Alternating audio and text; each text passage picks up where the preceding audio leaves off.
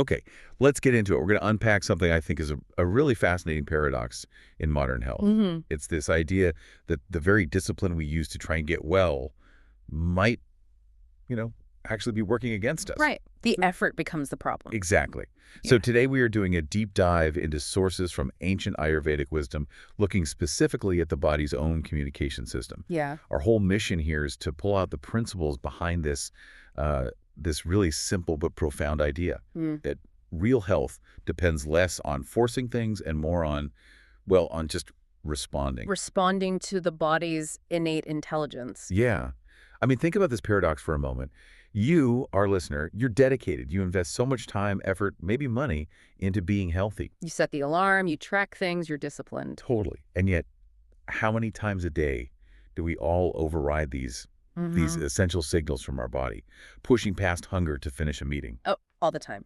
Yeah. Or delaying rest to clear the inbox. Right. Or suppressing a big emotion because it's just not convenient, postponing, the most basic needs. And the text we're looking at, they frame that so well. They suggest that what we call self-care can actually become self-interference. Self-interference. I like that. We've been taught to control the body, to manage it. But Ayurveda offers what the sources call a radically compassionate correction. A correction that's not about more effort, but about what? A better relationship with ourselves. Precisely. It's about a trusting relationship between your awareness and your physical body. I mean, long before we had modern diagnostics, Ayurveda saw that the body isn't some dumb machine that needs our conscious mind to tell it what to do. Right. It's not a car we're driving. Not at all. Yeah. It's a living, incredibly sophisticated, self-regulating intelligence system. The texts call this buddhi discernment, and it's woven right into our physiology. The body knows how to find its balance. So if the body is that intelligent, how does it talk to us? How does it communicate its needs? It communicates through what are called natural urges.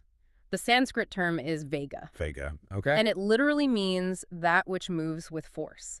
A Vega is an intelligent message. It's signaling that a process, digestion, waste removal, whatever, has reached completion. Completion. So it needs to be expressed, released. Exactly. And the problem, the core disruption, is when we suppress that signal. That act of holding back is called Vega Dharan. So what's actually happening on a physiological level when we do that, when we practice this Vega Dharan? Yeah. Where does the harm start?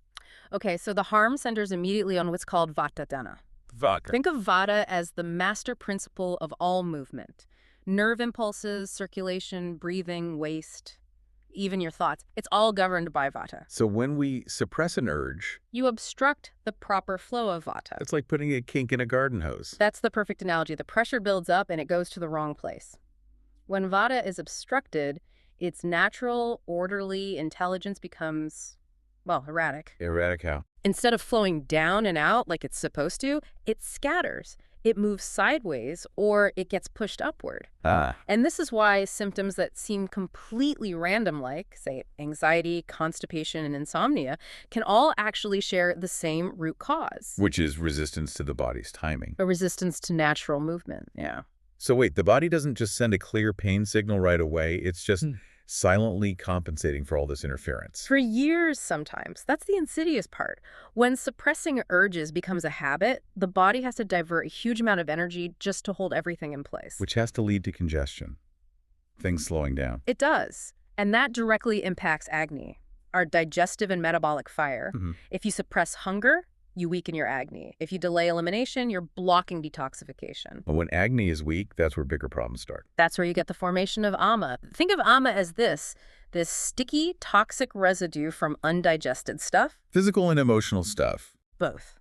And Ayurveda sees ama as a root cause of disease because it just gums up the works. It interferes with everything. The body manages this silently until it can't anymore, until a threshold is crossed, and then the symptoms show up, and they show up sharply. Okay, that is a really clear picture of the consequences. But it brings up a huge practical question. Modern life is basically built on restraining impulses. You can't just shout at your boss when you feel angry. Of course not. So how does Ayurveda keep this from just becoming a free-for-all, a philosophy of total indulgence? This is the essential clarification, and it really speaks to the elegance of the system. Ayurveda is not advocating for chaos, it's advocating for alignment. I'll align it. And it makes a really sharp, non-negotiable distinction between two different types of impulses. Okay. The first type is Vega. These are the natural physiological urges. The urge to urinate, to sleep, to yawn, to cry. These are biological commands. Expressing them preserves your health. They signal release and completion. Right. And the second category. Let me guess. This is the other stuff. This is a Vega. The mental, emotional, or behavioral impulses. Like the urge to speak harshly. Exactly. Or the urge to gamble. Or to eat a whole pint of ice cream out of stress. These are the things that require restraint and regulation.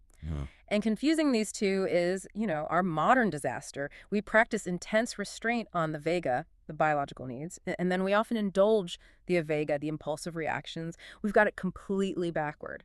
That is a really powerful framework. Yeah. Suppress the biological, indulge the emotional. Okay, let's get into the non-negotiables.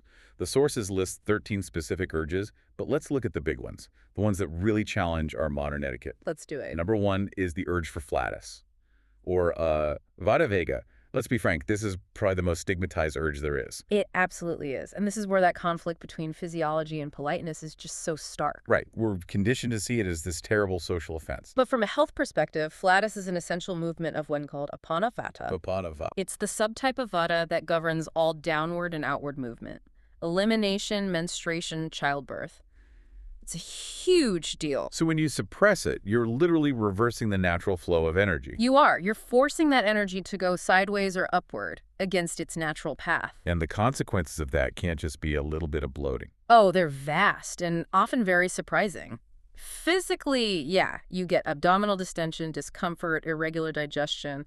But that displaced Vata moving upward, It affects the upper body. it can irritate the nervous system, leading to things like anxiety, headaches, tension, even heart palpitations. It just shows you how interconnected it all is. The body's priority is flow, not politeness. Right. Okay, so next on the list, and closely related, is the urge for defecation. Pudiya Vega. If passing gas is stigmatized, this one is just plain inconvenient for our scheduled lives. We're always telling ourselves, oh, just wait till I get home. And suppressing this urge is seen as a really profound violation of the body's order, especially because the colon is the primary home, the primary seat of Vata Dua. So you're messing with Vata right at its source. You're telling the body to hold on to waste, to what it has already processed and finished with. You're creating stagnation right in the command center. And stagnation is the perfect breeding ground for Ama. Exactly. When you obstruct Apana Vata like that, over and over, the natural cold and dry qualities of Vata take over. The waste dries out, it hardens. And consequences are? Everything from hemorrhoids and constipation to, again, things that seem unrelated. Joint pain, chronic fatigue, even headaches. The health of the colon is truly the root of systemic health. I noticed in the sources there was a specific note about honoring this urge. It wasn't just about when to go, but how. Yes. Posture is profoundly important. Our modern toilets, believe it or not, are completely counterintuitive for elimination. Because they make us sit. Right. Squatting, or even just using a small stool to elevate your feet, mimics a squat. It straightens the rectum and allows Apana Vata to flow downward effortlessly. We just have to stop forcing the body into these inefficient positions. Okay, next up, the ultimate cultural sacrifice. Sleep. Nidra Vega.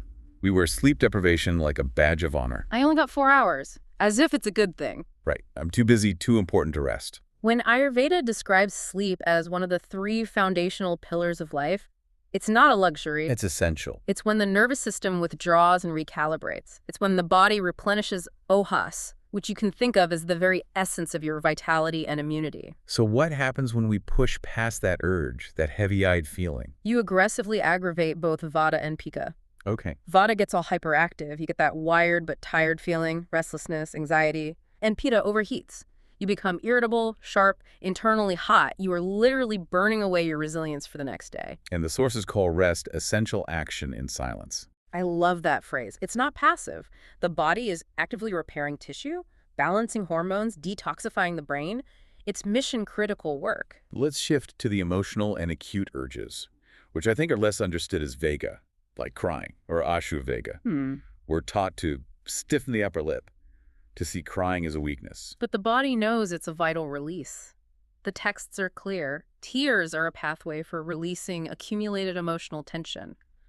Modern science even backs this up. Stress-related tears contain different chemical compounds. It's a subtle form of detoxification. So if you hold back the tears, where does that pent-up energy go? It gets redirected inward, and it immediately feels Vata and Pitta disturbances. So anxiety, irritability. Chest tightness, tension headaches.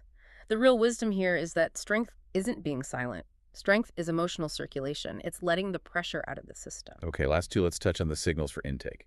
Thirst, tuni Vega, and hunger, kuri Vega. Wow. We've spent so long following rigid meal times, eating whether we're hungry or not. And these urges are direct, immediate signals. Hunger is a sign that your agni, your digestive fire, is ready for fuel. Thirst means you need fluid. So if you ignore hunger, You weaken the fire. You miss the optimal window. Then, when you do eat, the food isn't digested properly, which, again, creates ama. and thirst. Suppressing thirst increases internal heat, or pitta, and it thickens bodily fluids, making everything sluggish. And interestingly, the sources are specific about how to drink. Now, just chugging cold water. Exactly the opposite. They advocate for warm or room temperature water in small, frequent sips.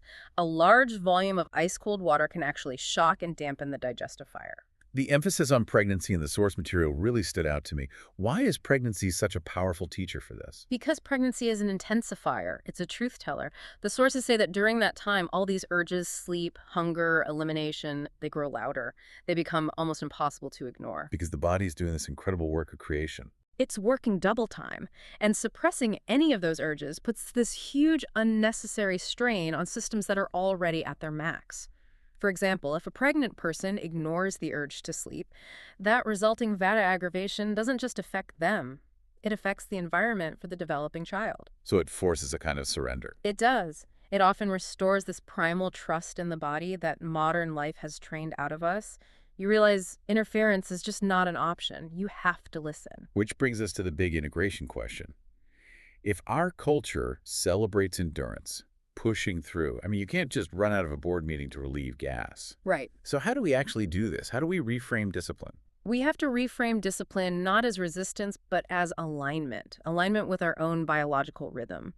That cultural habit of endurance actually weakens true resilience. Because you're always running on empty. You're constantly draining your reserves. Real discipline is responding early, listening to the body's whispers so they don't have to become shouts of pain. So it's a massive shift in philosophy. We're trained to manage the body like it's this unruly employee that needs to be whipped into shape. And Ayurveda is asking us to move from control to trust. I mean, just think about everything your body does without your conscious thought. Circulation, breathing, cell repair. Complex hormonal cascades. It has managed this entire unbelievably complex system since long before your conscious mind even evolved. When we interfere out of habit or fear or social pressure, we're the ones creating the instability. We're creating the chaos. Trusting the body just means allowing completion instead of forcing interruption. It's recognizing the body isn't fighting you, it's trying to protect you.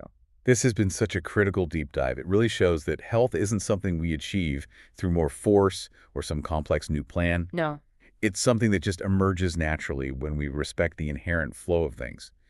Intake and release, effort and rest. And if the whole point of knowledge is to apply it, maybe you can consider this as you go about your day.